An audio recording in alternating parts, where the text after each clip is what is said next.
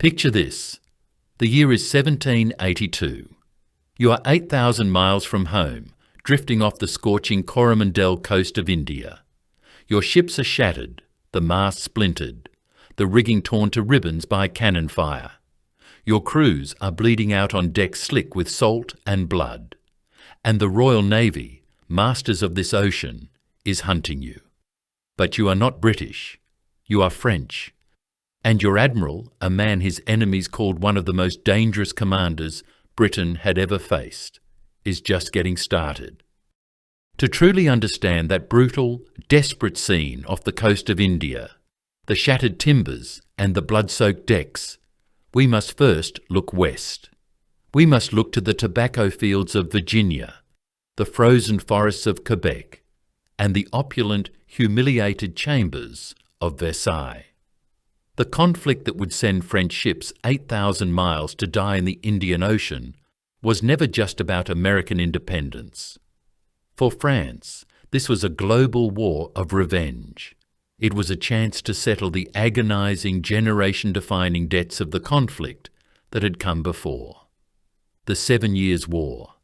That earlier war, ending with the Treaty of Paris in 1763, had been an absolute, unmitigated catastrophe for French global power. It was not merely a defeat, it was a global amputation. It had ripped the vast territory of New France, of Canada, from the French crown forever. It had shattered French ambitions in India, leaving their vital trading posts like Pondicherry weak, isolated and encircled by the creeping, relentless expansion of the British East India Company. But most painfully of all, the war had been decided at sea. The French Navy, the great Marine Royale, had been systematically hunted, broken and burned at disastrous battles like Lagos and the climactic storm-lashed nightmare of Quiberon Bay in 1759. That battle was a national trauma, a wound to the nation's pride. The British hadn't just won. They had proven, seemingly beyond doubt, that the Royal Navy was an invincible force, a wooden wall that guaranteed British dominance and French impotence. For 15 long years, that humiliation festered in the court of King Louis XVI. But France was not idle. Under the obsessive, focused guidance of statesmen like the Duc de Choiseul, France began one of the most brilliant and successful rearmament programs of the 18th century. This wasn't just building more ships, it was a revolution in design. French naval architects, arguably the finest in the world, perfected the 74-gun ship of the line, a vessel widely considered to be the masterpiece of 18th century naval engineering. They were faster, more heavily armed, and sailed better than their British counterparts. They were, quite simply, better ships. The Royal Navy, in its arrogance, had grown complacent, often preferring to capture superior French ships and copy their designs rather than innovate their own. France was building thoroughbreds, designed for speed and overwhelming firepower. Britain was building durable workhorses. This wasn't just rearming, it was a technological arms race. And France was quietly, patiently, preparing for the day it could strike back. The American rebellion was not the cause of this new war. It was the spark. It was the perfect pretext, a divine gift. France's entry in 1778, followed by Spain in 1779 and the Dutch Republic in 1780, transformed the conflict. It was no longer a colonial revolt. It was a global war for Britain's survival, and this time Britain was utterly alone. The Royal Navy, that supposedly invincible shield, was now stretched to the breaking point. It had to blockade the French and Spanish coasts. It had to defend the besieged fortress of Gibraltar. It had to protect the homeland from invasion. And most crucially, it had to fight for the grand prize. The main event, the fight that mattered more than almost any other, was in the West Indies. It is almost impossible for us to comprehend today, but the Sugar Islands, Saint-Domingue, Martinique, Jamaica, Barbados, were the 18th century equivalent of the modern world's oil fields. The profits from a single island like French Saint-Domingue dwarfed the entire economic output of New England. This was where the great fleets under admirals like de Grasse and Rodney would clash for economic dominance. This was where the war would be won or lost. But a few far-sighted strategists in Paris, men who understood the true hidden engine of Britain's burgeoning global power, looked even further east. They looked past the Atlantic, past the treacherous Cape of Good Hope, to the glittering, vulnerable prize of India. India was the engine of Britain's future empire. The British East India Company, a private corporation acting with the absolute power of a sovereign state, was rapidly conquering vast swathes of the subcontinent. This flow of wealth, from spices, textiles, and the land taxes of tens of millions of people, was funding Britain's industrial rise and its massive military expansion. And this entire enterprise, this jewel in the crown, was fundamentally unstable. The company was a commercial entity trying to govern a continent. It was overstretched. Its supply lines were agonizingly long, a 6-month, 8,000-mile journey stretching back to England. And the company was already bleeding. It was locked in a brutal, desperate conflict on the ground, known as the Second Anglo-Mysore War. Its enemy was Hyder Ali, the brilliant and ruthless Sultan of Mysore.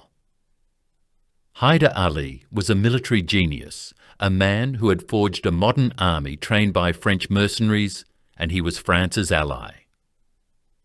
He detested the British, and he pleaded with Paris for support. In 1780, at the Battle of Pollilur, Hyder Ali's son, Tipu Sultan, had inflicted upon the British one of the worst defeats in their colonial history, annihilating a force of nearly 4,000 company troops. This was the EIC's Isandlwana, a catastrophe that proved the British were not invincible on land. Hyder Ali had the army. What he needed was a fleet. He needed a French squadron to challenge the Royal Navy in its own backyard, to sever the maritime artery that connected the company's coastal forts. Madras, the seat of British power, Cuddalore, a vital secondary port, and above all, one prize stood out above all others: the magnificent deep-water harbour of Trincomalee on the island of Ceylon. The Indian Ocean is governed by the monsoon. From October to January, the northeast monsoon transforms the entire Coromandel coast, where Madras and Cuddalore lie, into an impossible, storm-lashed lee shore. No fleet could safely anchor there. The only refuge, the only base on that entire side of the subcontinent that could shelter a fleet from the storms, was Trincomalee. He who held Trincomalee owned the coast. The British fleet would be forced to sail thousands of miles away to Bombay to survive the winter, while the French fleet, safe in their new harbour, could strike at will, blockading British garrisons and landing troops for Hyder Ali. The plan was audacious. It was a high-risk gamble on a secondary theatre. It required sending a small, self-sufficient squadron on an impossible journey, knowing they would be cut off from supplies and reinforcements for months, perhaps years. They would face the full might of the Royal Navy's East India Station, and they would need a very specific kind of commander, not a cautious aristocrat obsessed with procedure, not a man trained to protect the king's ships at all costs. They needed a fighter, a brawler, a man who viewed ships as ammunition to be spent in the pursuit of victory, a man who would not just follow the rules of naval warfare, but rewrite them. The man chosen for this impossible mission was, by every measure, the wrong man for the job, which is precisely why he was the only man who could succeed. His name was Pierre André de Suffren. In 1781, He was 54 years old, well past the age when most commanders sought out desperate, career-defining glory. He was physically imposing, almost corpulent, a heavy, bull-necked man with a face weathered by sea salt, not softened by Parisian salons.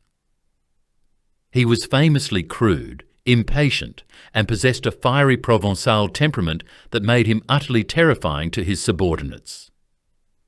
He was, in short, a brawler. He was the absolute antithesis of the idealized French naval commander. The Marine Royale of the 18th century, perhaps even more so than the British Army, was the exclusive, powdered-wig domain of the high aristocracy. It was dominated by the Grands Corps, men who entered the service with ancient titles and expected effortless promotion. They were officers who understood the complex mathematics of celestial navigation and the delicate Byzantine etiquette of the royal court at Versailles. But they often viewed the raw, brutal, splinter-filled violence of close-quarters combat as something vulgar, something beneath them. Suffren was not one of them. He was a chevalier born to minor nobility in the south of France, the younger son of a younger son. He had no vast inheritance, no powerful political faction whispering his name in the king's ear. His path to advancement was not guaranteed by his bloodline. It had to be carved out with his own sword. Like many younger sons of his class, he was given to the church, inducted at the astonishing age of 8 into the sovereign military order of Malta, the Knights of Malta. This detail is the absolute key to understanding the man. This was not a soft monastic life of prayer and contemplation. The Order of Malta was the permanent, bleeding frontier of a centuries-long holy war against the Barbary corsairs of North Africa. From their fortress island, the knights waged a constant, vicious maritime campaign. As a young man, Suffren served his caravans, his obligatory tours of duty on the Order's galleys and frigates. This was not the grand linear warfare of Atlantic fleets. This was a war of ambushes, of sudden, brutal night raids, of boarding actions in bloody, chaotic, hand-to-hand combat against desperate men who expected no quarter and gave none. He learned his trade not by studying elegant formations, but by chasing pirate Xebecs and Goliaths into rocky, uncharted coves, learning to use the terrain of the sea itself as a weapon. This experience forged in him an offensive spirit, a relentless furia française that was fundamentally alien to the cautious, defensive, mission-oriented mindset of the French Royal Navy he had joined at 14. He saw the ocean not as a chessboard for elegant manoeuvres, but as a brawling pit where victory went to the man who struck first, struck hardest, and refused to let go. This instinct, this aggression, was then burned into his very soul by the trauma of the 7 Years' War. Suffren was there. He witnessed the humiliation of the French Navy firsthand. He was a young officer at the disastrous Battle of Lagos in 1759. He stood on the deck of the Océan and watched as the British Admiral, the ferocious Edward Boscawen, ignored Portuguese neutrality, ignored his own damaged ships, and ignored the established rules of civilized warfare. Boscawen's only rule was the total destruction of the enemy. Suffren saw the French line shatter, saw his own ship captured, saw other French vessels run aground, and burned by their own crews to avoid the same fate. The lesson was seared into his memory. Caution was death. Inaction was the only unforgivable sin. The British won, he realised, not just because they had more ships, though that often helped, but because they possessed a superior philosophy. They sought annihilation. They understood, as Boscawen did, that ships were tools. They were ammunition, weapons to be spent, broken and sunk in the pursuit of a decisive victory, that would end the war.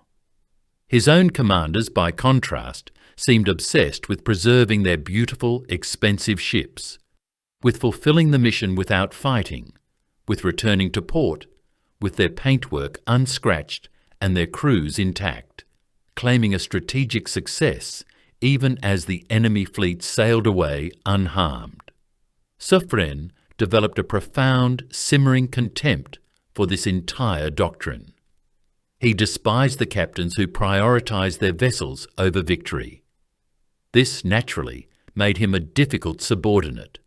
He was opinionated, relentlessly argumentative, and brutally honest about the incompetence he saw above him. He was passed over for promotion, seen as too rough, too hot-headed, not politically refined. He was not a courtier, he was a warrior. But now, with France facing a global war against its greatest rival, the strategists in Versailles realized they didn't need another courtier to sail 8,000 miles into the lion's den. They needed a killer. They gave Suffren command of a squadron of 5 ships of the line and sent him to the Indian Ocean, a theatre so distant that his difficult personality wouldn't bother the aristocrats in Brest. It was perhaps the most important decision of the entire naval war. Suffren's philosophy was simple, and it was utterly un-French for the era. First, find the enemy.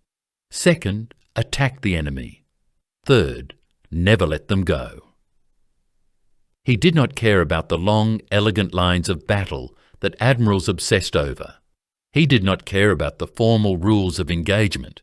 He only cared about sinking British ships. He was, in effect, the French Nelson, 20 years before Nelson would perfect the same philosophy at the Nile and Trafalgar. This obsession with the bataille décisive, the decisive battle, put him on a direct collision course not just with the Royal Navy, but with his own captains. The men given command of the ships under him were, for the most part, exactly the kind of aristocrats he despised. They were brave, yes, in the sense that they would not flee, but they were cautious. They were products of the old system. They were trained to obey the old doctrine of preserving the fleet. They were horrified by their new commander, this Provençal brute, who spoke to them not with the polite suggestions of a colleague, but with the harsh, grating commands of a galley master. They simply did not understand what he intended to do. They did not understand that he was perfectly willing to sacrifice his own ship, and theirs, if it meant breaking the British line. He was a predator given command of a flock of sheep, trained only to scatter. And he was sailing into the hunting ground of the most dangerous predator of all, the British East India Station. To understand the fury, the frustration, and the sheer tactical genius of the campaign that was about to unfold, we must first understand this central, paralyzing conflict. Pierre André de Suffren's greatest enemy was not the Royal Navy. It was the very doctrine of the French Navy itself. It was his own captains. The British Royal Navy, the force Suffren had studied, respected, and despised for his entire career, operated on a philosophy of brutal, unambiguous simplicity. Seek out the enemy fleet and destroy it. Total annihilation was the objective. British admirals were predators, their ships were weapons, and the ocean was a hunting ground.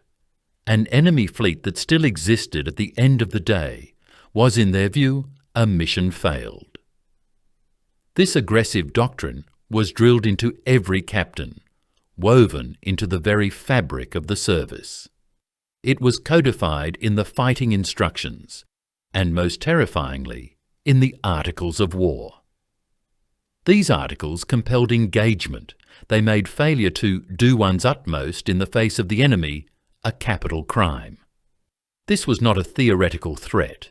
Every British officer alive knew the story of Admiral John Byng, executed by firing squad on the quarterdeck of his own flagship just 2 decades earlier, in 1757, for failing to relieve Minorca. The court-martial had found him guilty not of treason, not of cowardice, but of failing to do his utmost. The lesson was clear, brutal, and seared into the mind of every British commander.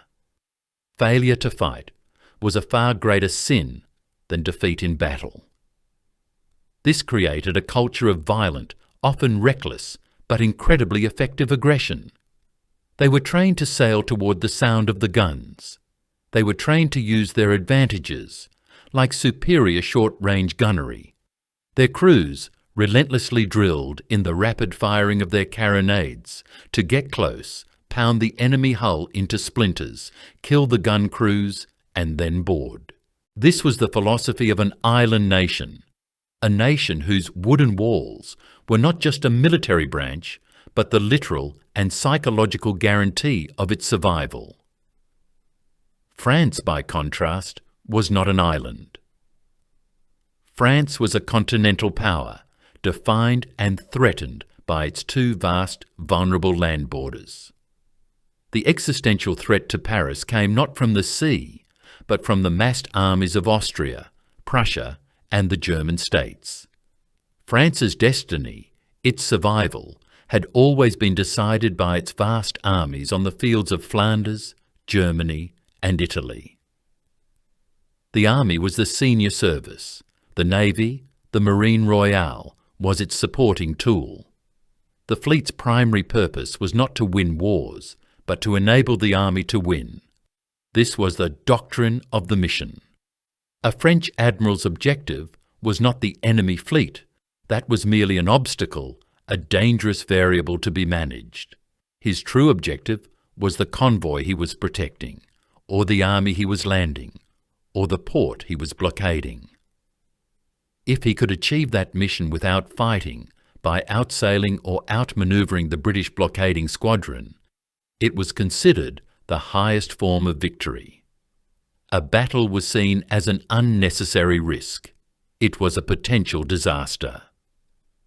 Why? Because ships were colossally expensive, and France's finances were perpetually strained. Britain, funded by the Bank of England, the burgeoning Industrial Revolution, and the vast profits of global trade, could lose a dozen ships and, through a surge in taxes and loans, build a dozen more. France, with its agrarian economy and a massive military budget already consumed by an army of hundreds of thousands of men, could not.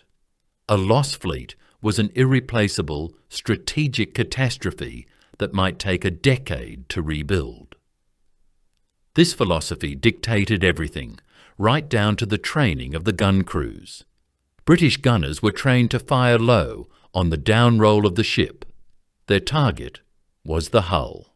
The goal was to smash the enemy's oak, dismount his guns, and most importantly, to kill his crew. The real killer in these engagements was not the 32-pounder cannonball itself, but the splinters, the cloud of wooden daggers, some as long as a man's arm, that the impact would blast across the gun deck, eviscerating the densely packed gun crews. The goal was prize, capture, or destruction. French gunners operating on some of the finest designed ships in the world were trained to do the exact opposite. They were trained to fire high on the uproll of the ship. Their target was the rigging. This was the tir à démaster, the fire to dismast.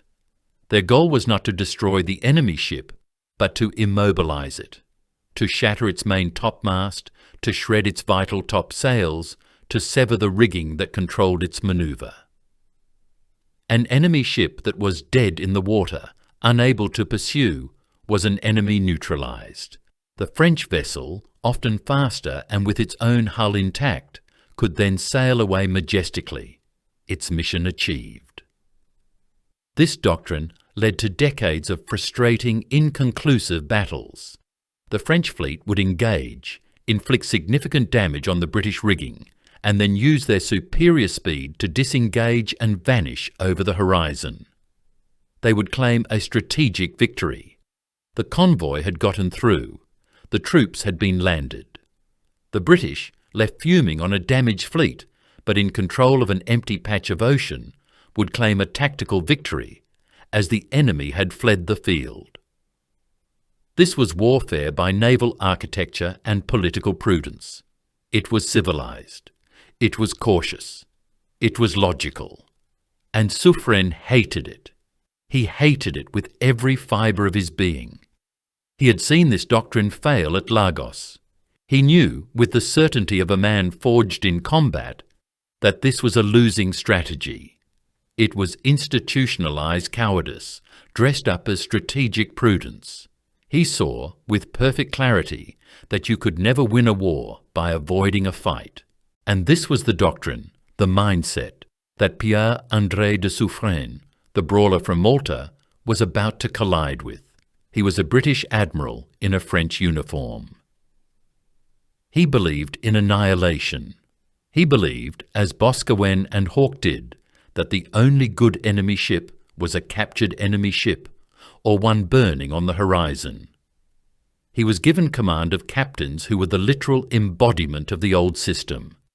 Men like Monsieur de Trémoignon, Monsieur de Palière, Monsieur de Morard. These were Grand Corps officers. They were brave, yes, in the sense that they would not flee, but they were cautious. They were products of the old system. They were trained from boyhood that their highest duty was to preserve their magnificent 74-gun ships for the king. They were horrified by their new commander, this Provençal brute, who spoke to them not with the polite suggestions of a colleague, but with the harsh, grating commands of a galley master. They simply did not understand what he intended to do. They did not understand that he was perfectly willing to sacrifice his own ship, and theirs, if it meant breaking the British line.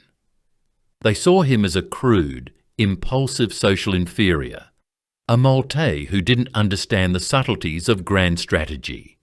They were about to learn that he understood the true nature of war better than any of them. He was a predator given command of a flock of sheep, trained only to scatter. And he was sailing into the hunting ground of the most dangerous predator of all, the British East India Station. The man waiting for Suffren in the Indian Ocean was, in almost every conceivable way, his perfect opposite. Vice Admiral Sir Edward Hughes. He was 62 years old, a veteran commander who had been a captain when Suffren was still a midshipman, struggling for recognition. He was not a genius. He was not an innovator. He was not a creature of fire and instinct. He was a product of the system. He was the very embodiment of the 18th century Royal Navy. Tough, professional, stubborn, brave, methodical, and utterly, absolutely predictable. Hughes was a bulldog. He was not the kind of admiral who won dazzling victories through brilliant, unorthodox manoeuvres that would be studied for centuries. He was the kind of admiral who won by simply refusing to lose. He would sail his flagship, the 74-gun Superb, directly at the enemy, absorb a terrifying amount of punishment, repair the damage with grim efficiency, and come back for more. He lacked imagination, which in the British system was often considered a virtue. He followed the fighting instructions, the Royal Navy's tactical Bible, to the letter. He would form his perfect line of battle, sail parallel to the enemy, and pound away with his gun crews, drilled to fire 3 rounds every 5 minutes, until one side broke. He was, in short, everything Suffren was not. Hughes had clawed his way to the top through a lifetime of steady, unremarkable, but highly competent service. He had entered the Navy in 1735, nearly half a century earlier. He had fought in the War of the Austrian Succession. He had been a captain at the Great Siege of Louisbourg in 1758, that pivotal amphibious operation that broke French power in Canada. He had watched and learned as the Navy and Army worked in concert, the ship's guns pounding the fortress walls, the Marines landing on hostile beaches. He was there. He saw it work. He saw what methodical, overwhelming power could achieve. He was at the capture of Quebec the following year, and in 1762 he was present at the even more complex capture of Havana, another massive amphibious assault that sees Spain's greatest Caribbean fortress. This experience was crucial. Hughes was no stranger to landing troops, to coordinating with armies, to the brutal, grinding work of siegecraft. He understood logistics. He knew how to keep a fleet healthy and supplied thousands of miles from home. He was a manager, a superb administrator, where Suffren was a warrior. But most of all, Hughes understood India. He had served on the East India Station for years, first as a junior officer, and now, since 1778, as its commander-in-chief. He knew its treacherous coasts, its unpredictable currents, and the existential, meteorological tyranny of the monsoon. He knew that from October to January, the entire Coromandel coast, the location of Britain's vital administrative centre, Madras, became an impossible, storm-lashed lee shore, a wall of wind and water. He knew that any fleet caught there would be destroyed, not by the enemy, but by nature. He knew that the only thing that mattered, the only thing, was protecting the company's trade and holding the two vital British ports. First, Madras, the seat of government, a commercially vital but terribly vulnerable open roadstead. It was not a harbour, it was simply a place to anchor in good weather, totally exposed. And second, the ultimate prize, the magnificent deep-water, landlocked harbour of Trincomalee on the island of Ceylon. Trincomalee was the key to the entire Bay of Bengal. It was the only all-weather base. He who held Trincomalee could command the coast year-round. The British fleet could refit, repair and resupply in perfect safety while the monsoon raged outside. A French fleet, lacking such a base, would be forced to retreat thousands of miles, either to Mauritius in the south or to the Dutch bases in the East Indies, abandoning the coast to the British for half the year. Hughes knew this, and he knew Suffren would know it too. For 3 years, Hughes had operated with near total autonomy, a maritime king ruling a vast expanse of ocean, isolated from the Admiralty's orders, and he had prospered. Hughes was notoriously, famously driven by prize money. In the Royal Navy, this was not a vice, it was a core incentive.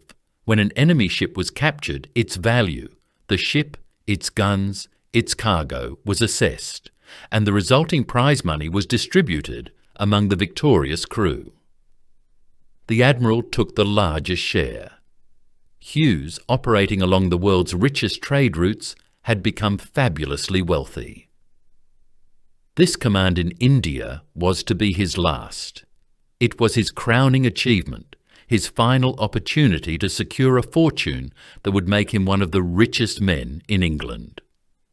This financial motive is critical to understanding him. It made him doubly determined.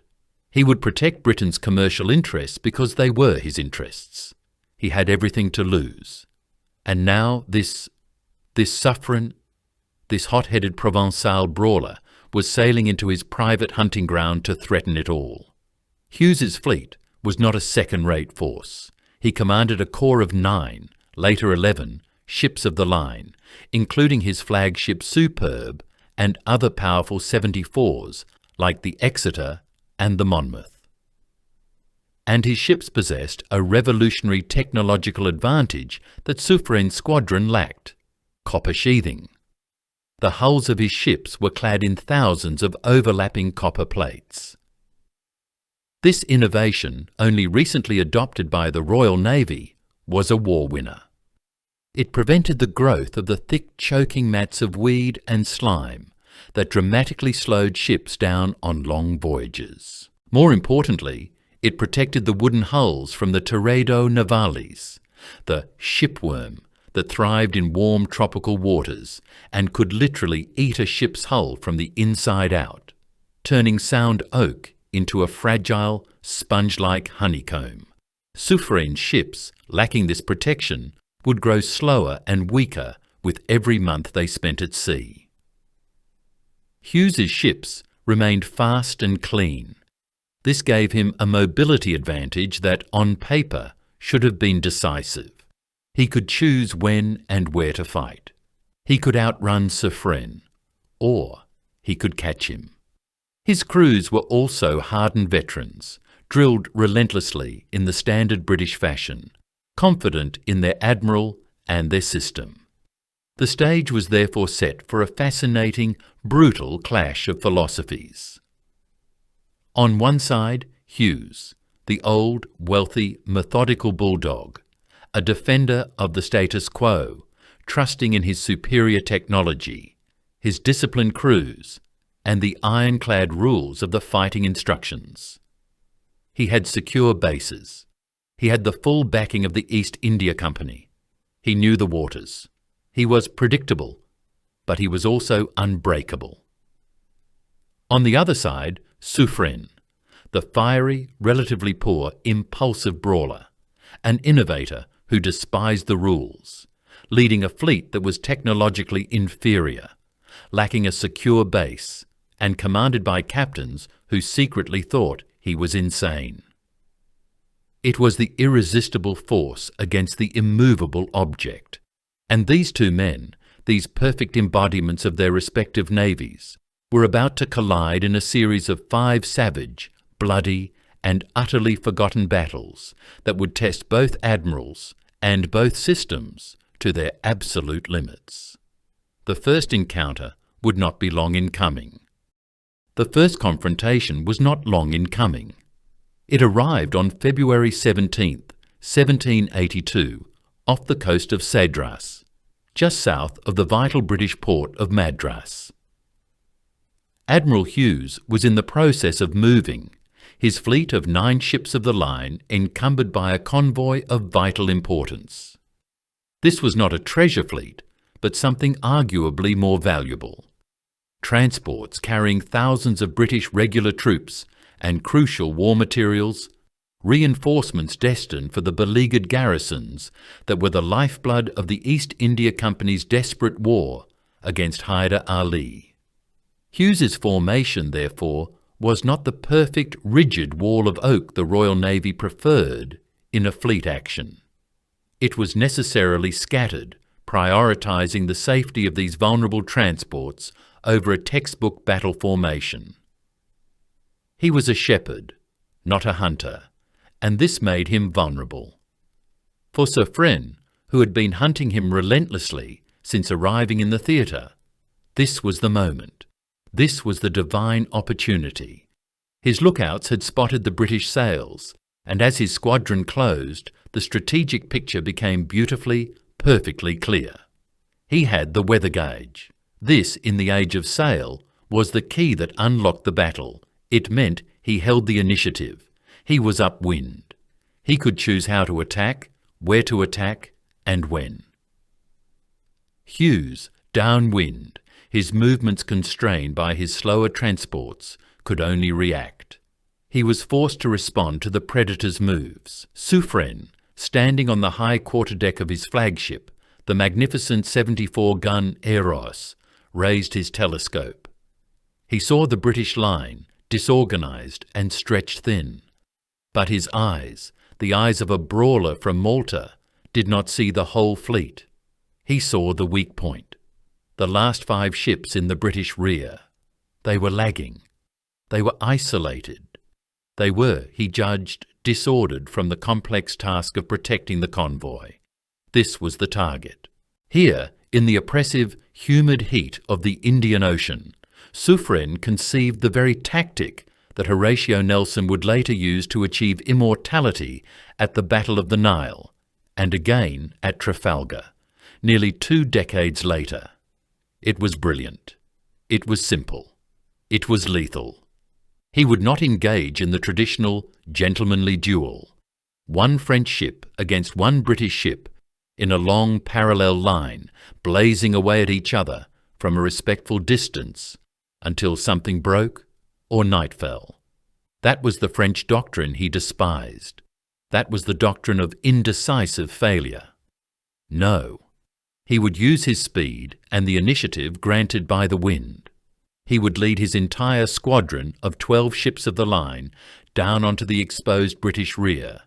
He would bring 12 ships against 5. He would double them, triple them, surround them in a chaotic, inescapable crossfire from both sides, smashing them into floating coffins before the rest of the British fleet, the van led by Hughes himself, could even realise what was happening.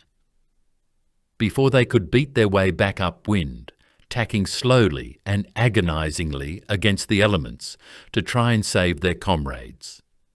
He could see the targets clearly: HMS Exeter, HMS Isis, HMS Hero. They were doomed. It was a plan for annihilation. It would, he calculated, take perhaps 1 hour. A single, decisive, crippling blow that would give him naval supremacy from the very start of the campaign. At approximately 4 in the afternoon, with the tropical sun beginning its descent, Suffren raised the signal. The flags were run up the mast of the Eros. The order was clear, precise, and revolutionary. Form line of battle, bearing down on the enemy's rear. He then did what he always did. He put his own ship into the lead. He steered the Eros directly for the target, the 5th ship in the British line, the Exeter, expecting his line of 12 ships to follow, to compress, to converge into the head of a spear aimed at the British heart. But behind him, nothing happened. Or rather, the wrong thing happened. His captains, those aristocrats steeped in the cautious doctrine of preserving the fleet, looked at the signal.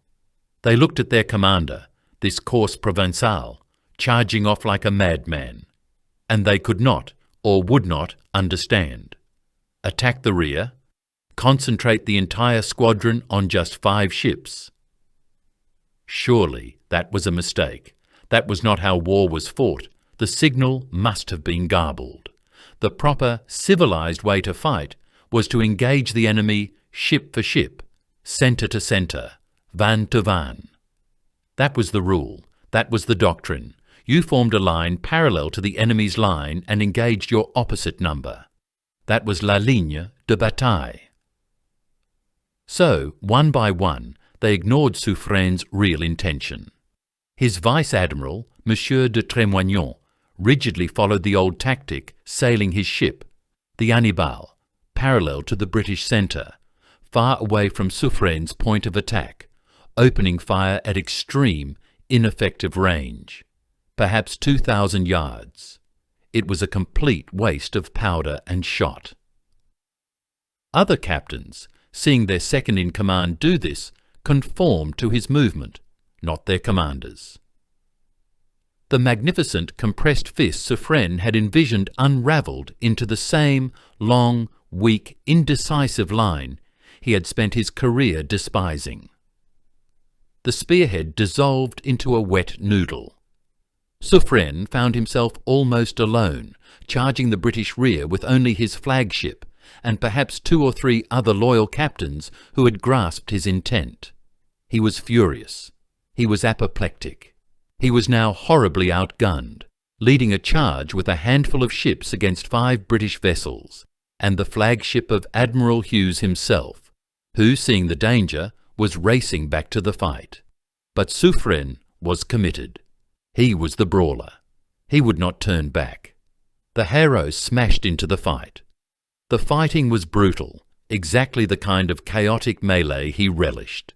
His flagship engaged the Superb, Hughes's own flagship.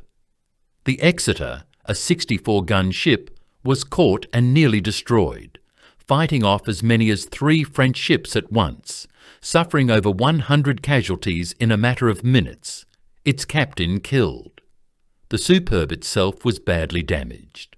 Suffren was proving that his tactic, even when executed by only a quarter of his force, was devastating.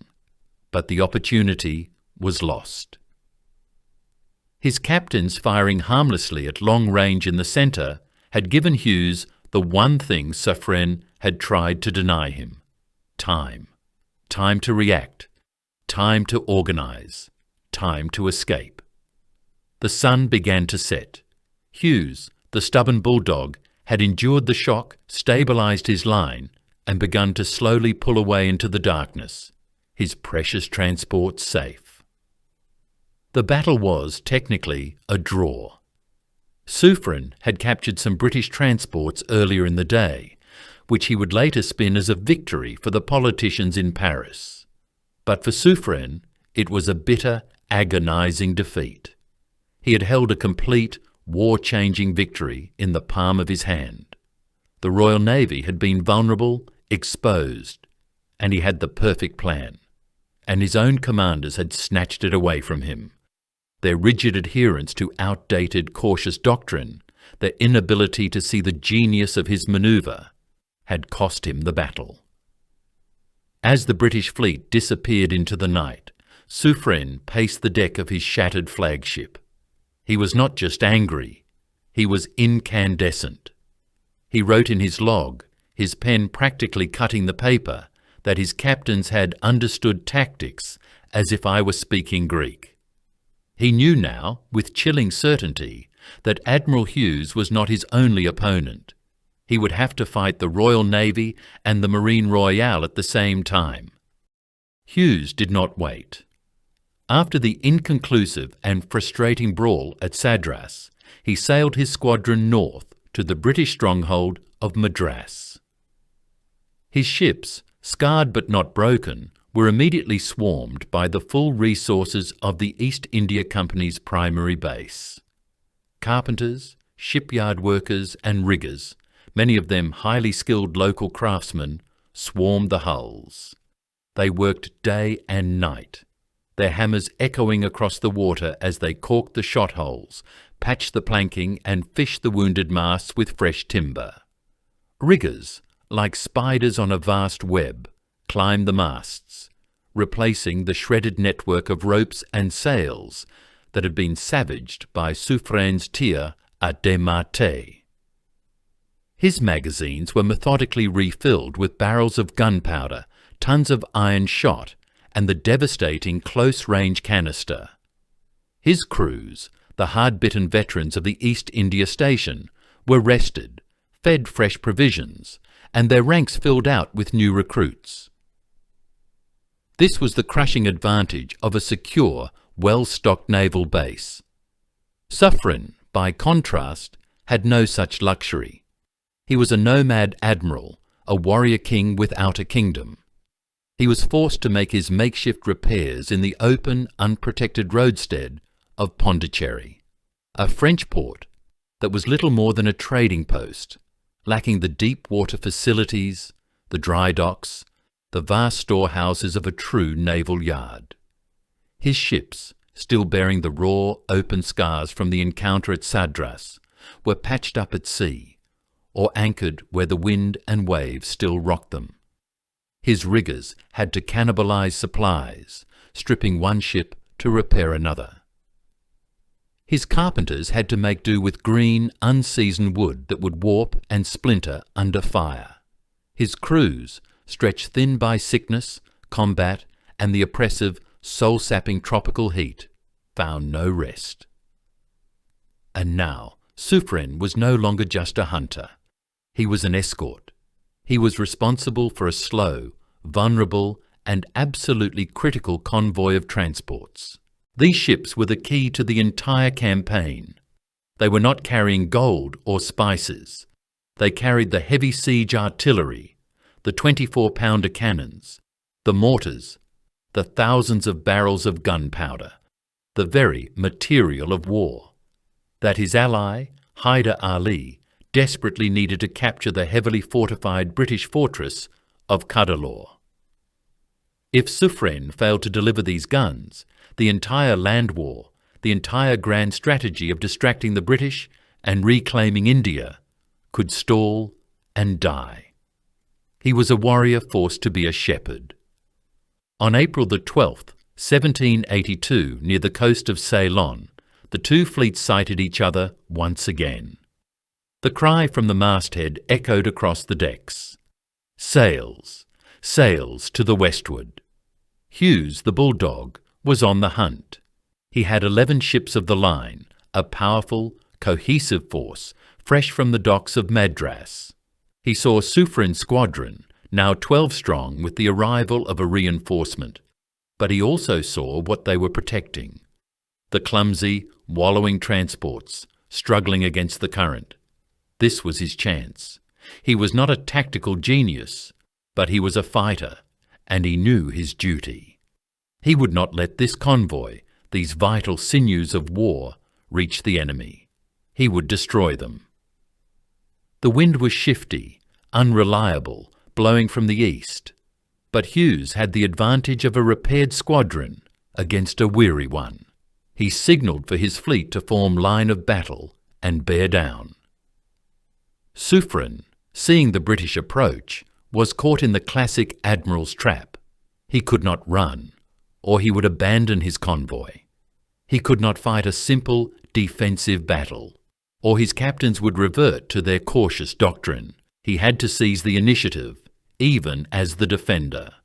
He signalled for his convoy to flee south, protected by a single frigate, while he, with his 12 ships of the line, turned to face the British. His manoeuvre was bold, desperate, and utterly brilliant. He would not wait for Hughes to form his perfect parallel line. He would attack the attackers. He signalled for his own line to form, but to sail on an intersecting course, aiming to cut through the approaching British line, a chaotic move designed to shatter their formation before it could even stabilise. For a moment, it worked. The two fleets tangled. The lead ships passed each other on opposite tacks, exchanging furious close-range broadsides in a rolling, disorganised cannonade. This was not the elegant parallel warfare of the textbooks. This was a street fight. Ships found themselves suddenly, unexpectedly, yardarm to yardarm with an enemy, firing as fast as the gun crews could load, with no time for aiming, no time for tactics, only time for violence. And at the very centre of this chaos, the two commanders found each other. It was as if they were drawn by some magnetic force. Suffren's Eros came alongside Hughes's Superb. This was the duel. The two flagships, both powerful 74s, locked themselves in a private battle of annihilation, drifting together, completely wreathed in thick, acrid, sulphurous smoke. They were so close that the flash from the Superb's cannon scorched the painted hull of the Eros, the unburned powder grains embedding themselves in the wood. They were so close that musketry from the Marines in the fighting tops became a decisive weapon, sweeping the exposed upper decks. Men fell, clutching their chests, their officers screaming at them to hold their positions. Suffren, a massive target in his blue uniform, paced his quarterdeck, ignoring the musket balls that snapped past his head, roaring at his gun crews to fire faster, faster, into the hull, into the waterline. Phew, phew. Hughes, equally stubborn, stood his ground on the Superb, a picture of British implacability, refusing to yield a single inch, his own gunners pouring a relentless, disciplined fire back into the French flagship. The rest of the fleets were now trapped in this brutal, close-range slugfest, and the British line was breaking. The Monmouth, a smaller 64-gun ship, found itself isolated. It was attacked by Suffren's second-in-command in the Annibal and another ship, the Artesian. The Monmouth was quite simply torn to pieces. Her mainmast, struck by multiple shots, shuddered and then crashed over the side, a colossal tangle of rope and wood. Her mizzenmast followed. Her hull was pierced by dozens of cannonballs. She was a dismasted, floating wreck, her decks a slaughterhouse, suffering over 140 casualties. The ship was dying. Her captain, James Arms, was himself badly wounded, but refused to leave the deck. This was the moment. This was Suffren's chance. The Monmouth was his. The Superb was locked in its death duel with Eros. The British line was in complete confusion, a gap torn in its centre. If Suffren's captains had followed his lead, if they had understood his philosophy, they would have surged into that gap. They would have concentrated their fire. They would have surrounded the crippled Monmouth and the battered Superb. They could have achieved a decisive, war-winning victory. Suffren, his face black with powder smoke, signalled furiously. He signalled for his rear ships to come up, to close the range, to destroy the Monmouth and the Superb. But his captains once again hesitated. They saw the chaos. They saw the brutal, close-range fighting. And they fell back on their training. They kept their distance, sailing parallel, firing their broadsides high into the rigging from a safe range. They preserved their ships. They failed him. The battle degenerated into a pure contest of endurance. It was no longer about tactics.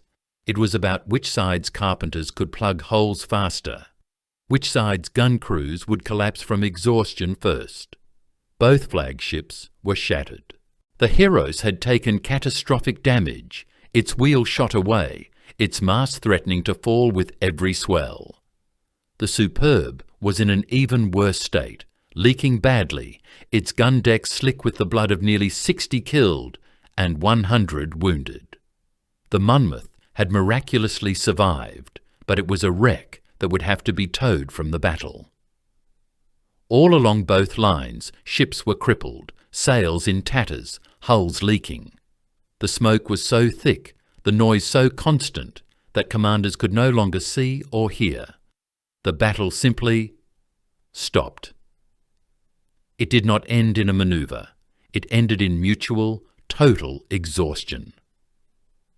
As dusk fell, around 7 in the evening, the two fleets, like two punch-drunk boxers who could no longer lift their arms, simply drifted apart. They were too broken to continue the fight. The cost was staggering and almost perfectly symmetrical. The British had suffered around 567 casualties.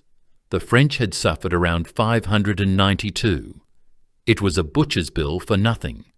It was a perfect, bloody, agonizing draw. Hughes had failed. His mission was to destroy the French convoy, and the convoy had escaped. Suffren had failed. His mission was to destroy the British fleet, and the fleet had survived. As the British ships limped back toward Trincomalee to repair, Suffren was left to count the cost and his fury. He had fought the Bulldog to a standstill. He had delivered his siege guns to Hyder Ali.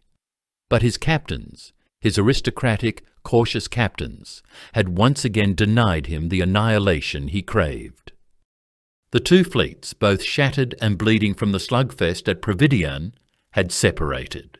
They needed to heal. Admiral Hughes, the Bulldog, had limped his squadron back to the full-scale naval yard at Madras, where the resources of the East India Company were mobilised to fix his wounded ships. He had the advantage. He had a home. Suffren had nothing. He was forced to make his way to the minor exposed anchorage of Batacaloa on the coast of Ceylon, a port with no shipyards, no great storehouses of timber, and no dry docks. His men, ravaged by combat and the first whispers of scurvy, were forced to perform miracles with almost nothing. They cannibalized their captured prizes for timber and rope. They careened their great 74-gun ships on the beach, like pirates, to scrape the hulls. They worked in the suffocating, humid heat, their energies drained, their morale low. And Suffren, the brawler from Malta, was forced to become an administrator, a logistician, begging his ally Hyder Ali for food, for water, for men. He was consumed by this grinding, unglamorous work, but his mind was already fixed on the next move. He knew he had to dislodge Hughes from the coast. He had to support the siege of the British-held port of Negapatam. He gathered his patched-up squadron, 12 ships of the line, and sailed north. On July 5th, 1782, they found him. Hughes, with his 11 ships of the line, was waiting. But he was not waiting in open water. He was anchored. Hughes had arranged his fleet in a perfect, formidable line of battle, anchored by springs on their cables, a technique that allowed the ships to pivot and aim their broadsides while remaining stationary. They were a floating fortress, their guns covering the approaches, their formation textbook perfect, their crews fresh and well supplied from Madras. This was the defensive, methodical warfare Hughes understood and excelled at. He was daring Suffren to attack him, confident that the French admiral would break his own ships against this static wall of oak and iron. Any conventional commander would have declined the invitation. Attacking an anchored fleet in a prepared position was widely considered suicidal. But Suffren was not a conventional commander. He saw the anchored line not as a fortress, but as a trap. An immobile enemy was an enemy that could not maneuver, an enemy that could not react. He would attack the next day. The morning of July 6th dawned with a light, shifty breeze. Suffren gave his orders. He would not attack ship for ship. That was the road to ruin. Instead, he would use the wind to concentrate his entire force on the British van, the first few ships in their line. He would bring 12 against 3 or 4.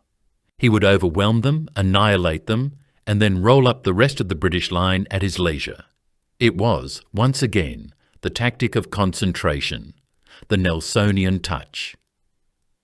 At approximately 10:30 in the morning, the French fleet, with Suffren's Héros in the centre, began its careful, angled approach.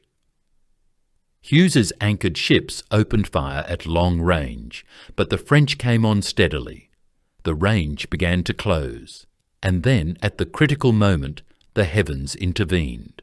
The shifty wind did not just shift, it died, and then it returned as a sudden, violent squall from the opposite direction. It struck the British fleet, the anchored, immobile fleet, with catastrophic force. For Hughes, this was a nightmare. His ships, anchored to face one direction, were suddenly all aback. The wind was blowing their sails against their own masts, pushing their hulls sideways, straining their anchor cables to the breaking point. The pristine British line of battle dissolved in an instant into a scene of absolute chaos. Cables snapped with the sound of cannon shots. Ships that were moments before perfectly aligned were now drifting, powerless, colliding with their neighbours in the smoke and confusion. The Hero was struck by the Isis. The Sultan crashed into the Burford. The Monmouth and Superb were tangled. It was a complete disaster. The British line was no longer a line. It was a disorganised panic cluster, their guns pointing in the wrong directions, their captains screaming orders that no one could hear in the howl of the wind. For Suffren, this was not chaos. This was a miracle. The wind that had crippled Hughes had given him the perfect advantage. He was in open water. He had full manoeuvrability. The entire British fleet, helpless and tangled, was now his for the taking. This was not just an opportunity. It was a divine invitation to annihilate the Royal Navy in the East. His tactical genius kicked in. The original plan was irrelevant. He signalled for his fleet to abandon the formal line and to engage in a melee. He signalled, "Form is convenient for action and attack the enemy." He wanted them to swarm. He wanted them to descend like wolves on the wounded herd. He led the charge himself, as always. His flagship Héros and his loyal vice-admiral in the Illustrare plunged into the thickest part of the British cluster. They were targeting the Superb and the crippled ships around it. He expected his entire line of 12 ships to follow him into this killing ground. This was it, the decisive battle, the end of Admiral Hughes. But behind him, his captains failed him. The rear of the French line, the 3rd Squadron of the fleet, saw the chaos. They saw their admiral on the Héros disappear into a wall of cannon smoke. They saw him locked in a desperate point-blank brawl with the Superb and the Sultan. They saw the British line shattered, and they did. Nothing. 3 ships, the Saint-Michel, the Bizarre, and the Annibal. Their commanders, Captain de Sillart, Captain de Bede, de Morville, and Captain de la Landelle, were products of the old school. They were aristocrats. They saw a chaotic, swirling melee, and their training, their entire professional upbringing, screamed at them, danger. Their duty was to stay in formation. Their duty was to preserve the king's ships. This madman, Suffren, was asking them to plunge into a brawl that would get their ships damaged and their men killed. So they simply stopped. They backed their sails. They hove to, just outside of effective cannon range, perhaps 800 yards away, and they watched.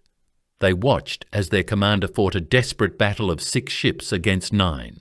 They watched as Suffren's Héros was pounded from 3 sides, its rigging in tatters, its hull pierced, its decks running with blood. They watched as Hughes's Superb was equally battered, but survived, save by their inaction. Suffren, trapped in the fight, was signalling frantically. He was ordering them, begging them, commanding them to engage. They did not move. They just watched. For nearly 2 hours, Suffren and his van squadron fought alone, inflicting terrible damage but taking it in return. The British, despite their initial chaos, fought with the stubborn, unbreakable courage of bulldogs. By late afternoon, with the wind dying completely, the battle burned itself out. Hughes, the survivor, had done it again. He had managed to untangle his shattered ships and hold his position. He had been saved, not by his own skill, but by the inexplicable, paralysing failure of the French rear. The battle was, once again, a bloody, agonising draw. But for Suffren, this was the breaking point. This was worse than Sadras. Sadras had been a misunderstanding of a new tactic. This was a betrayal. This was a deliberate refusal to fight. This was, in his eyes, cowardice bordering on treason.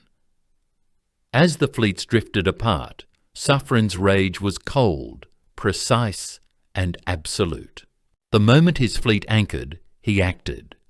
He summoned the 3 captains, Sillart, Morville, and La Landelle, to his flagship. He did not yell. He did not rage. He simply asked them to explain their conduct. They had no explanation. They offered excuses. The wind, the smoke, confusing signals. Suffren stripped all 3 men of their commands on the spot. He had them arrested. He seized their swords. He ordered them shipped back to France on the next available vessel to face a conseil de guerre, a court-martial for dereliction of duty in the face of the enemy. The shockwave this sent through the squadron was profound. This was not done. Aristocrats were not treated this way. But Suffren was sending a message. The old ways are dead. From this moment on, you will fight or you will be disgraced. There is no middle ground. He had lost the battle, but he was determined to win the war, even if he had to forge a new navy to do it. Suffren had had enough. The humiliation of Negapatam, the sight of his own captains hanging back, watching as he fought, had been the breaking point. He had purged his fleet. The 3 captains who had failed him were in chains, sailing back to France to face disgrace. A new, cold, ruthless discipline had settled over the squadron. The message was clear: you will fight or you will be ruined.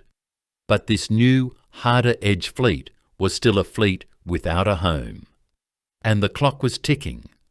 The northeast monsoon was approaching, that terrible season of wind and rain that would begin in October and turn the entire Coromandel coast into a deadly, pounding lee shore.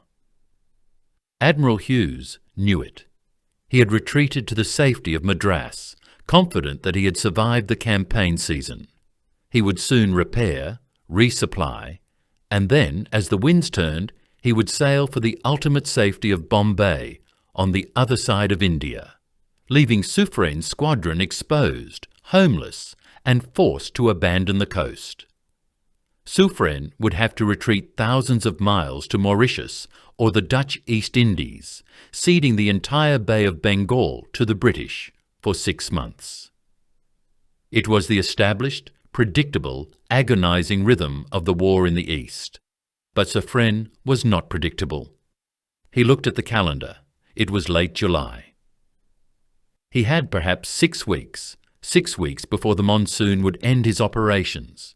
He would not retreat. He would attack. He would seize the one prize that mattered more than any other. He would take the key to the Indian Ocean. He would take Trincomalee. This was not just a port. Trincomalee, on the eastern coast of Ceylon, was the single greatest strategic asset in the entire theatre.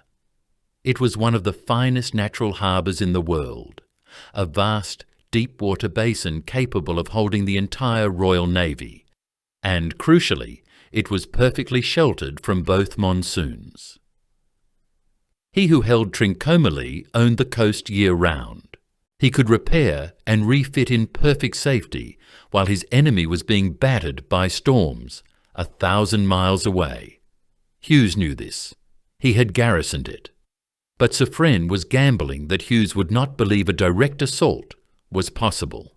It was too well defended. It was too audacious. On August 21st, 1782, Suffren's fleet appeared off the coast, a predator emerging from the haze. He had moved with astonishing speed, linking up with his vital siege transports. He had roughly 3,000 troops, 2,400 of them French regulars. The British garrison was small, perhaps 1,500 to 2,000 men in total, many of them invalids or poorly trained sepoys. But they were behind stone walls. They were behind the guns of 2 formidable forts, Fort Ostenburg and Fort Trincomalee. This was now a race against time. Suffren had to capture the forts before Hughes could sail the 150 miles from Madras to stop him. And Suffren, the brawler from Malta, the man forged in the siege warfare of the Knights, would lead it himself. He went ashore. He left his flagship, the Haros, and became a general. This was combined operations at its most intense. While his fleet formed a protective crescent blockading the harbour entrance, Suffren himself, on horseback, directed the placement of the siege artillery. His troops, French soldiers and sepoys, dragged the heavy 24-pounder cannons through the thick jungle, positioning them on the hills overlooking the British defences. For 5 days they worked in the suffocating heat. The British fired on them, but the siege lines crept closer. On August 26th, Suffren's batteries were ready. They opened fire. The pounding was relentless, professional and brutal. The French guns, expertly served, began to systematically dismantle the walls of the outer fort. The British garrison, outnumbered and seeing the professionalism of the assault, knew the situation was hopeless. They held out for 5 agonizing days. But on August 31st, with the French infantry forming for a final, suicidal storming assault, they knew they could not repel. The British commander raised the white flag. The garrison surrendered. Suffren had done it. He had captured the Lion's Den. He had seized the single most important strategic point in the Indian Ocean, right under the nose of the Royal Navy. He had just hours to spare. 2 days later. 2 days. On the horizon, the lookout on the Aero screamed the one word Suffren was dreading. Sails. It was Hughes. The bulldog was back, his fleet of 12 ships of the line sailing fast, finally alerted to the danger, arriving in a desperate, furious race to save the port. but he was too late. As Hughes's fleet rounded the point, he saw it. The sight must have turned his blood to ice. Not the Union Jack, not the red and white flag of the East India Company, but the gold fleur-de-lis of the Bourbon kings, flapping lazily in the breeze over the ramparts of Fort Ostenburg. Suffren had won the race. Hughes was now the one who was homeless, locked out of his own harbour. For Hughes, this was an intolerable humiliation. He could not, would not, allow this to stand. His duty was to retake the port. On the morning of September the 3rd, 1782, seeing Suffren's fleet anchored in a defensive line across the harbour mouth, Hughes signalled for the attack. This was round 4. And this time all the advantages had reversed. Suffren was now the defender, anchored, using the very tactics Hughes had employed at Negapatam. But Suffren, ever the brawler, did not just sit and wait. As the British line approached, he saw his chance. The wind was uncertain. The British line was not perfectly formed. He signalled for his own line to cut their anchors and charge. Once again, it was chaos. The two fleets met in a swirling, brutal melee inside the very mouth of the harbour. The Heros once again sought out the superb. The fighting was, if anything, more savage than before. The ships were closer, the stakes higher. Suffren's captains, perhaps finally terrified of their commander's wrath, or perhaps inspired by his repeated, almost insane courage, fought with a new ferocity. They stuck to him. They supported their admiral. The British fleet, expecting to attack a static line, was thrown into confusion by this sudden, aggressive counterpunch. The battle raged for hours. The Exeter, the same ship that had been savaged at Sadras, was once again caught and nearly destroyed. Hughes's own flagship, the Superb, was battered, its mainmast collapsing over the side. The British admiral found his fleet disorganised, badly damaged, and unable to break the French line. By evening, Hughes, the implacable bulldog, was forced to accept the undeniable. He had failed. He could not break Suffren. He could not retake the port. He signalled for his fleet to disengage. Suffren had won. It was not an annihilation, but it was a clear, unambiguous strategic masterpiece. He had seized the harbour, and then he had held it, repelling the full force of the British squadron.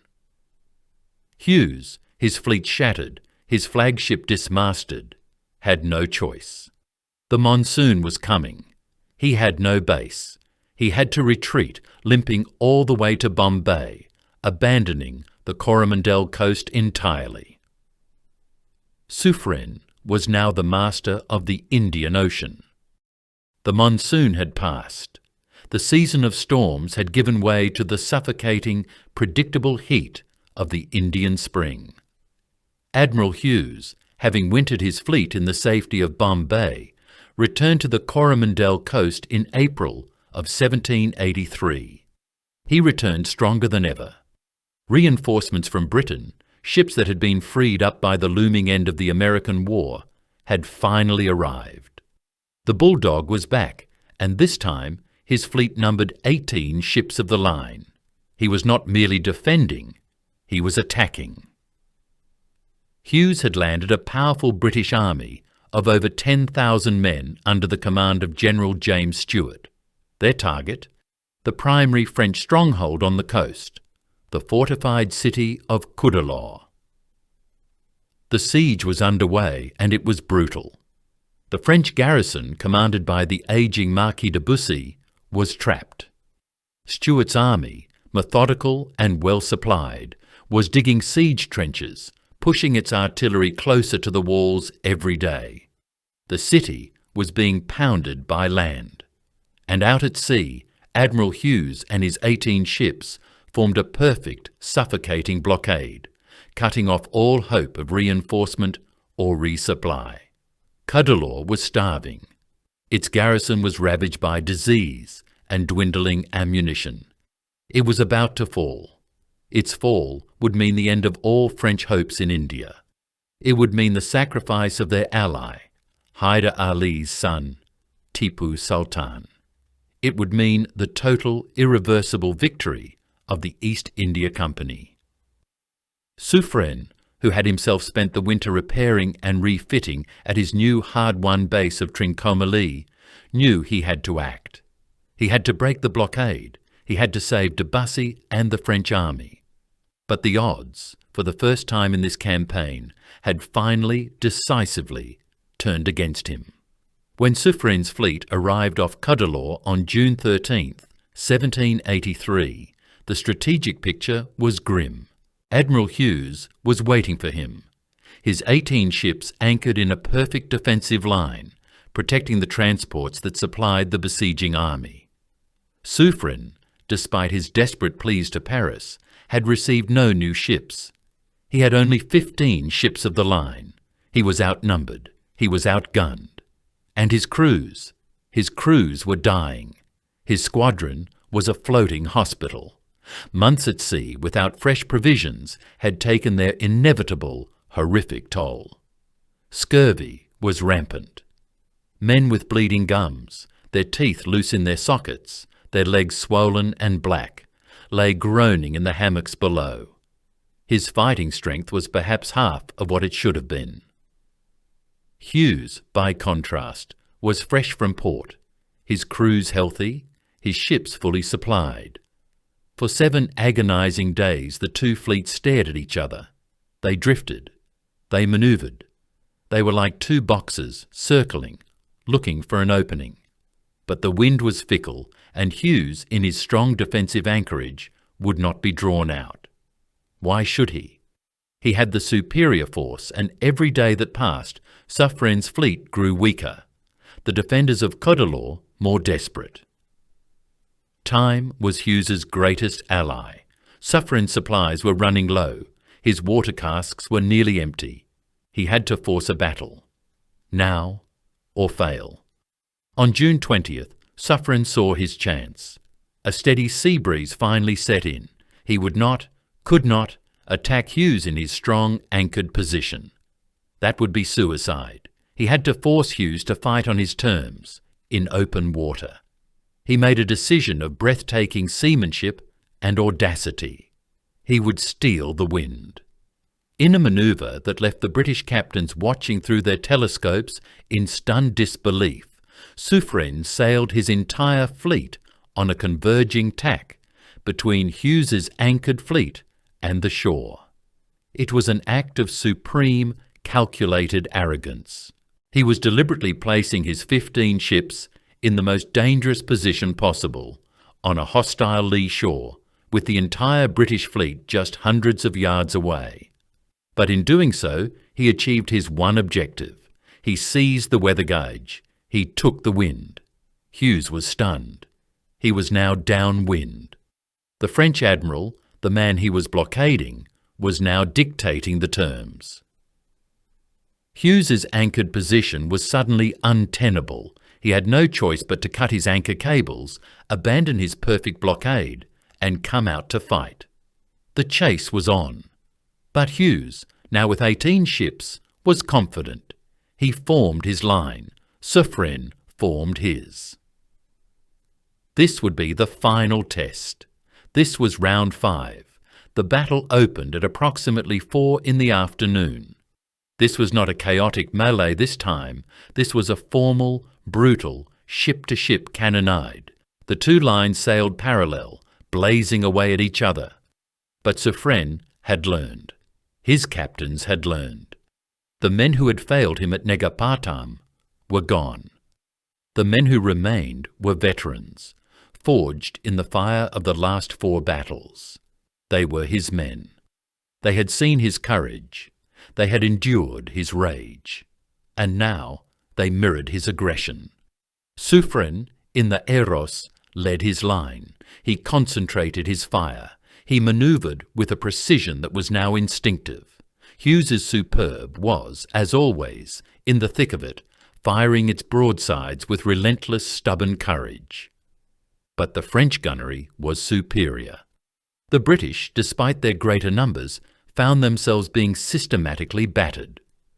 Suffren, using his wind advantage, was able to control the range, concentrating the fire of his 15 ships on portions of the British line, while his own rear ships, sailing in a tight, disciplined formation, were barely engaged. It was Sadras. It was the tactic he had tried to use 17 months earlier. But this time, his captains obeyed. This time, it worked. The British centre was savaged. Hughes's fleet was badly mauled. He had inflicted damage, yes, but Suffren's line remained unbroken, his gunnery relentless. By 7 in the evening, as darkness fell, the British line was in disarray. Hughes had failed to break the French. He had failed to stop them. He was forced once again to signal for a retreat. He sailed his battered fleet back to the relative safety of Madras, abandoning the siege. He had left General Stuart's army on the beach, its sea link severed. Suffren was victorious. He had broken the blockade. He had saved Cuddalore. He had, with a weaker, sickly fleet, defeated a superior British squadron. It was his masterpiece. Suffren's men, exhausted but triumphant, celebrated their greatest victory. They had done the impossible. Suffren prepared to land his own troops, to take the offensive against the now isolated British army. And then, just days later, on June 29th, a fast-sailing British frigate appeared on the horizon. It was flying a flag of truce. It did not carry demands for surrender, it carried news. The war was over. The Treaty of Paris had been signed. Peace had been declared in Europe 4 long months ago. This final, brutal, magnificent battle, the culmination of Suffren's entire campaign, the proof of his tactical genius, the redemption of his captains, had been fought for absolutely nothing. The hundreds of French and British sailors who had died in the cannon smoke off Cuddalore had died in peacetime. The news was a hammer blow, an absurd, tragic postscript to a brutal war. The guns finally fell silent. Suffren sailed back to France in 1784, and his journey home was a triumphal procession. When he reached Paris, he was received not just as a successful admiral, but as a national saviour. He was the one man who had, single-handedly, met the Royal Navy on its own terms and beaten it, or at least fought it to a standstill. He was presented at Versailles. King Louis XVI, usually shy and indecisive, embraced the burly admiral, naming him Vice Admiral of France. The public adored him. He was the brawler who had redeemed the nation's honour, the man who had erased the stain of the 7 Years' War. But the triumph was hollow. While the public celebrated him, the institution he served seethed with resentment. The Grand Corps, the aristocratic establishment that controlled the navy, had not forgotten the 3 captains he had arrested and sent home in disgrace. They had not forgotten his scathing reports, his open contempt for their cautious doctrine. Suffren was now a hero, too powerful to punish, but he was not one of them. He was immediately given a high-profile, but ultimately powerless position. He began to push for the reforms he knew were essential. He presented memoranda to the Naval Ministry, arguing for a revolution in French naval thought. He argued that the doctrine of tir à démarrer, firing high to cripple the rigging, was a loser's game. He argued that the only way to defeat Britain was to adopt their own philosophy: relentless aggression, close-quarters combat, and the total annihilation of the enemy fleet. He argued for a training regimen based on merit, not birth. He argued for an end to the cautious, mission-first preservation of ships doctrine that had cost him his victories at Sadras and Negapatam. He was, in effect, trying to build a new navy in his own image. And the establishment rejected him completely. They listened politely. They filed his reports. And they did nothing. Why? Because to accept Suffren's reforms would be to admit that they had been wrong for a century. It would be to admit that the entire aristocratic structure of the Marine Royale was inferior to the brutal, practical aggression of the British. It was an admission they were simply unwilling to make. His tactics were seen as reckless, un-French, almost British. They were the brutal methods of a Malta brawler, not the elegant strategies of a French nobleman. His captains had been disgraced, yes, but when they returned to France, their aristocratic families closed ranks. They defended their honour, claiming Suffren was an impossible commander, a man whose orders were contradictory and whose rages were unbecoming of a gentleman. The system protected its own. Suffren was isolated, celebrated by the public, but stonewalled by the institution he was trying to save. He would never get the chance to see his reforms through. His time was running out in more ways than one. On December 8, 1788, just 4 years after his heroic return, Pierre André de Suffren died suddenly in Paris. He was 62 years old. The official cause was apoplexy, a stroke. Brought on, many said, by his fiery temperament and his profound frustration with the naval ministry. But rumours immediately swirled, whispers that persist to this day. The official story seemed too clean, too convenient. The alternate story is darker, perhaps more fitting. It said he was challenged to a duel by the relative of one of the captains he had disgraced after Negapatam. The duel, fought in secret, was to defend the family's honour. And Suffren, old, heavy, and perhaps past his prime, was run through. We will never know for certain. Whether he died from a stroke of frustration or a stroke of steel, the result was the same. The one man who could have reformed the French Navy was gone. His death was an historical pivot point. Just 7 months later, the Bastille fell. The French Revolution erupted, and the Marine Royale that Suffren had tried to reform ceased to exist. The aristocratic officer corps he had battled was purged. Those who weren't exiled to England were sent to the guillotine. All his institutional knowledge, all his rivals, all his potential successors, they were simply wiped away by the terror. When the French Navy sailed out to meet the British in the new wars, at the glorious 1st of June, at the Nile, at Trafalgar, it would be commanded not by the aristocrats Suffren despised, but by new men, often promoted from the lower decks, brave but inexperienced, who had never learned the lessons of the Indian campaign. His legacy, in his own navy, was obliterated by history. But the enemy remembered. The Royal Navy studied his campaign. They analysed his tactics of concentration. They recognised his aggressive spirit. They saw in him a reflection of their own philosophy. Horatio Nelson, the man who would become Britain's immortal naval hero, knew exactly who Suffren was.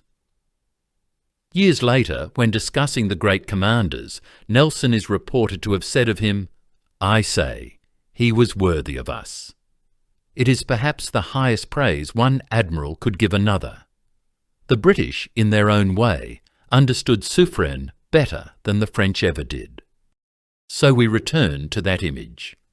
A French fleet, battered and bleeding, 8,000 miles from home, yet unbroken. Its admiral, a man who fought the Royal Navy to a standstill in 5 brutal ship-to-ship encounters and never once lost. Pierre André de Suffren's tragedy was that he was perhaps the greatest admiral of the late 18th century, but he was the right admiral in the wrong navy.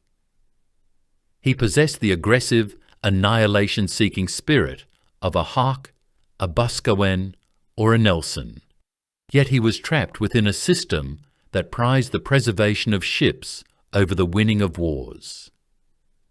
His own captains, products of that cautious aristocratic doctrine, were his true enemies.